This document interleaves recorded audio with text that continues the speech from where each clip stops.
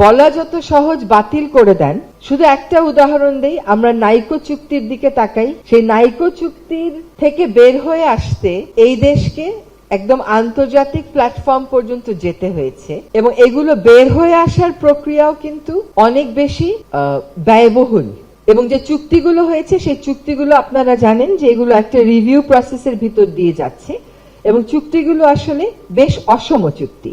বাংলাদেশের জন্য এগুলোর সেফগার্ড আমরা তেমন রাখিনি। আর প্রকল্পগুলো যেহেতু বাস্তবায়িত হয়ে গেছে, এখন ওই প্রকল্পগুলোর ঋণের বোঝাও আমাদেরকে টানতে হচ্ছে, ওই প্রকল্পগুলোকে বসিয়ে বসিয়ে টাকা দিতে হচ্ছে।